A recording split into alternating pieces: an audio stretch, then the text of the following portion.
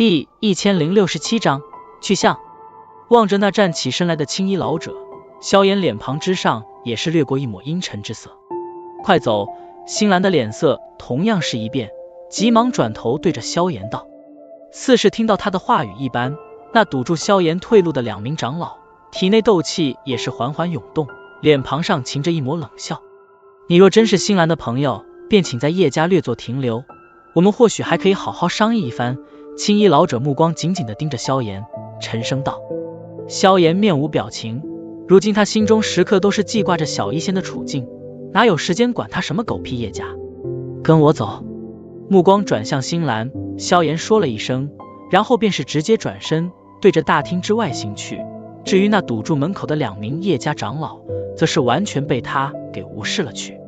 萧炎的这番举动也是星兰有些吃惊，望着前者的背影，他知道若是自己不跟去的话，恐怕萧炎也不会再理会以前答应他的那些承诺。想到此处，星兰脸颊上闪过一抹挣扎，旋即猛地一咬银牙，转身紧跟而去。放肆！2名堵在门口的叶家长老见到萧炎这般嚣张举动，脸庞上顿时涌上一片怒气，一声冷喝，2人齐齐出手，蕴含着澎湃劲气的手掌闪电般的对着萧炎肩膀抓去。面对着2名3星斗宗的出手，萧炎却是面色不变，屈指一弹，一片银芒闪烁，旋即一道银色身影突兀浮现。当！2名长老那犹如鹰爪般锐利的手掌闪电般掠来，然后重重地落在那道银色身影之上，双方接触间爆发出一阵金铁声响以及4溅的火花。这一接触便是令得2名长老脸色一阵巨变，然而还不待他们后退，一对银色铁拳便是带起一道残影，从银芒之中穿透而出，以迅雷不及掩耳之势狠狠地落在2人胸膛之上。噗嗤！银色铁拳并没有带起如何磅礴的斗气，可当它在落在2名长老身体上时，却是爆发出了惊人的杀伤力。2名长老身体直接是如断线的风筝倒飞而出，然后被震出大厅，2口嫣红鲜血也是紧跟着喷了出来。望着那突然间被震飞出大厅的2名长老，大厅内顿时又是一片寂静，不少人皆是暗中咽了一口唾沫，一道道惊骇的目光皆是停在了萧炎身旁的那团银芒中。而随着银芒的逐渐消散，一道银色身影缓缓出现。这是最后一次，下次不会再手下留情。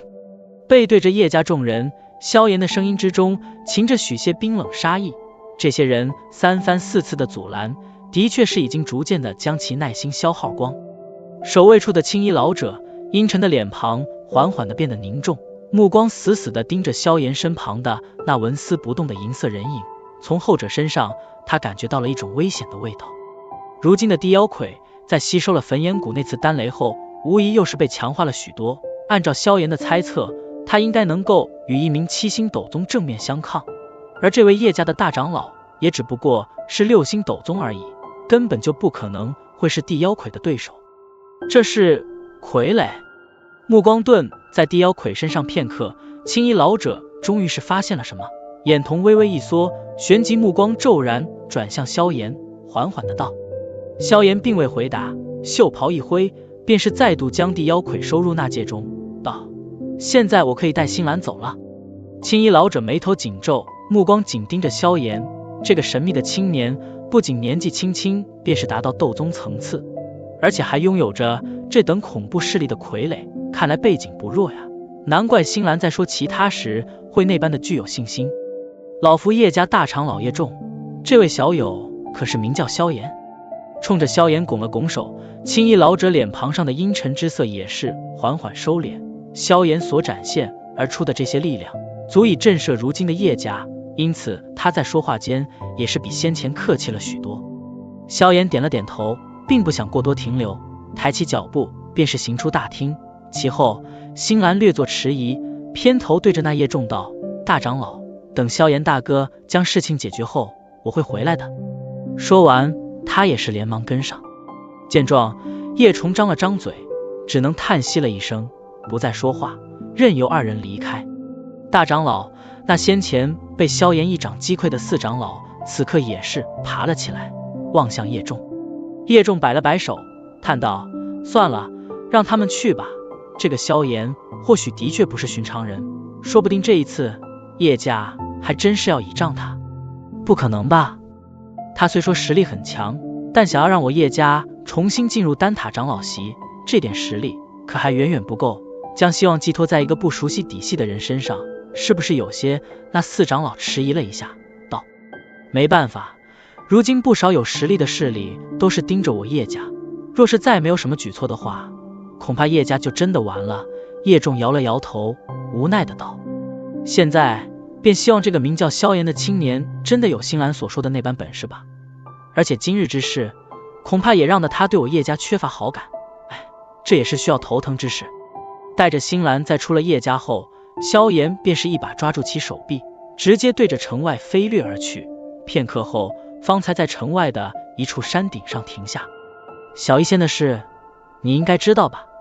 在山顶上落下，萧炎立刻便是沉声问道。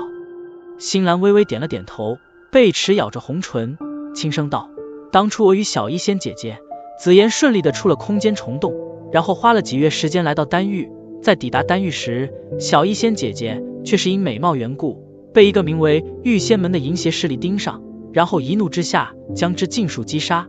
但那合欢门的门主也是一名斗宗强者，虽说最后还是葬生在了小医仙姐姐手中，但他也是受了一些伤，刚好造成封印松动，难毒体爆发，然后就被人发现了。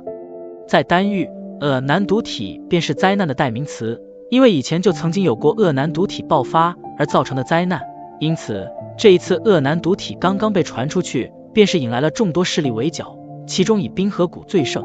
但他们所为的却并非是想要将恶难毒体毁灭，而是想要将这种特殊体质弄到手。因为这冰河谷最喜欢做的事，便是收集各种各样的奇特体质，然后以一种特殊的方法将谷中强者的灵魂体转移到得到的体质中，如此一来便是能够获得一些这种体质的能力。听得星兰的话语，萧炎的脸色也是越来越阴沉。这个冰河谷果然不是什么好东西。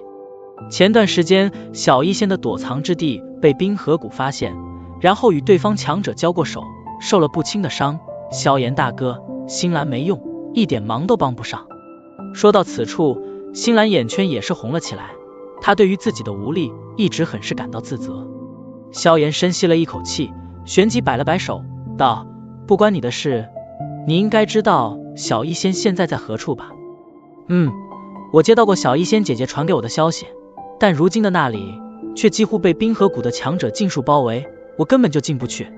星兰点了点头，道：在何处？洛神剑。果然是在那里。萧炎眼睛微眯，低声道：小医仙姐姐虽然逃过了冰河谷的围剿，但受了不轻的伤，不敢轻易露面。可如今的洛神剑已被冰河谷包围，虽说那里地形复杂，但要将之寻出来也只是迟早的事。星兰轻声道：萧炎大哥，你现在打算怎么办？还能怎么办？萧炎站直身体，目光望向北方，眼中掠过一抹森寒之意。去洛神剑？那我来为你引路。我知道进了洛神剑，如何寻找小医仙姐姐。星兰一咬银牙道。萧炎微微点了点头，旋即似是猛地想起了什么，道：对了，紫妍呢？他难道一直跟上小医仙身旁？紫妍闻言，星兰也是一怔，旋即苦笑道：在我们到丹域后不久，他便是失踪了。失踪？萧炎脸色顿时一变。也不能说失踪吧，他给我们留了信，说他突然有着一些感应，说要回家。回家？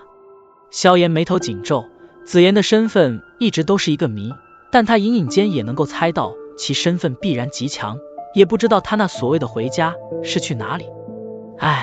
希望这丫头没事吧，现在只能等先将小医仙的事解决了，再去寻她了。叹了一口气，萧炎再度抓住星兰，然后身形一动，对着北方天际闪掠而去。他必须尽快的找到小医仙。